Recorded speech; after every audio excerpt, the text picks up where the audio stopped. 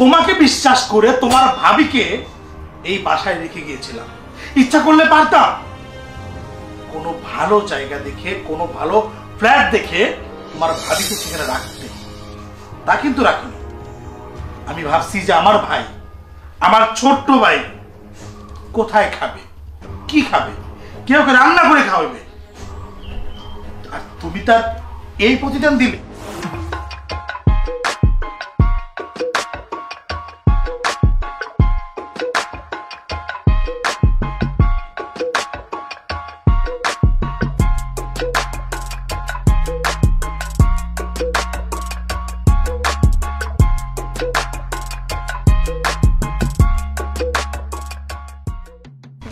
ছবিগুলো কেমন হয়েছে?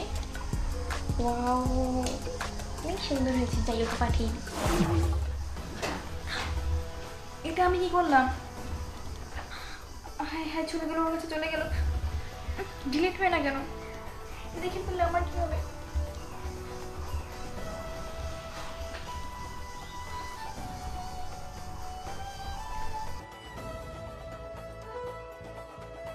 হবে কি ব্যাপার, মন খারাপ করে বসে আছেন কেন? না না, মন খারাপ হবে কেন? মন খারাপ না তো। না, আপনাকে দেখে মনে হচ্ছে আপনার মন খারাপ। কোনো সমস্যা থাকলে বলেন। না না ভাই, কোনো সমস্যা নেই। সমস্যা নেই? না। তবে ভাবি, আপনাকে কিন্তু ছবিগুলো তো মানিয়েছে। কি বলছো সব? কিসের ছবি? কিসের ছবি? দেখো ভাইয়া, ছবিগুলো তোমার ভাইয়ের কাছে পাঠানো দিয়ে ভুল করে তোমার কাছে পাঠিয়ে দিয়েছি। প্লিজ ভাইয়া, ডিলিট করে দাও। ছবি আমি ডিলিট করতে পারি, তবে আমার 50,000 টাকা। যদি টাকা দিতে পারে তাহলে আমি ছবিগুলো ডিলিট করব। 50,000 টাকা? এত টাকা আমি কোথায় পাবো? কোথায় পাবেন সেটা আমি জানি না। আমাকে 50,000 টাকা দিন, তাহলে ছবি ডিলিট করবো, নাইলে ছবিগুলো ভাইরাল করে। আচ্ছা ঠিক আছে, বসো, আমি টাকা এনে দিচ্ছি।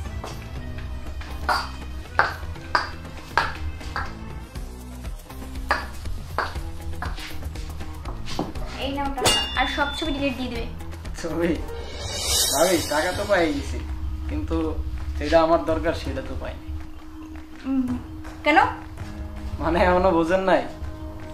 না, আপনার তো বোঝার কথা বলে, না বোঝার তো কিছুই নেই। আমি যেটা চাই সেটা দিয়ে দেন, নাইলে কিন্তু ছবি ভাইরাল করে দেন।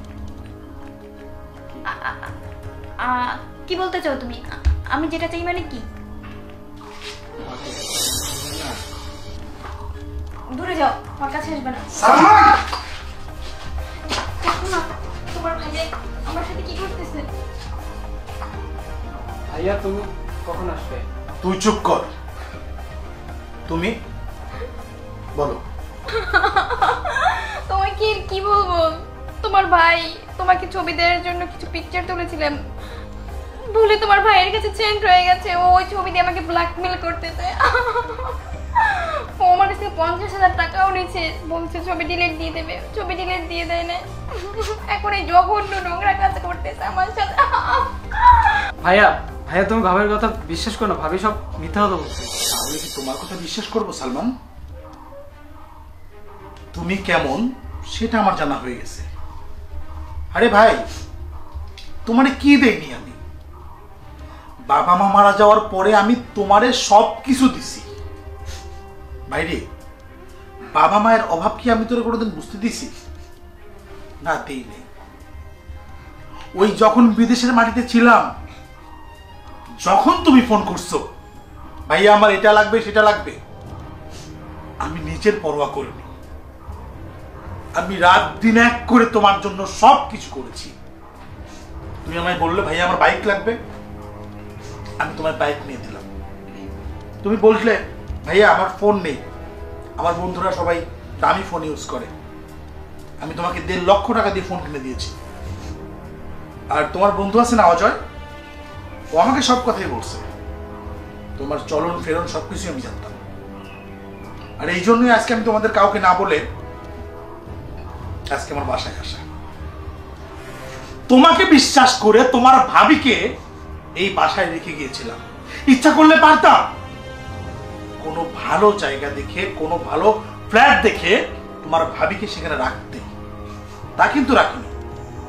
আমি ভাবছি যে আমার ভাই, আমার ছোট্ট ভাই কোথায় খাবে, কি খাবে, কেউ ওকে রান্না করে খাওয়াবে, আর তুমি তার এই প্রতিদান দিলে।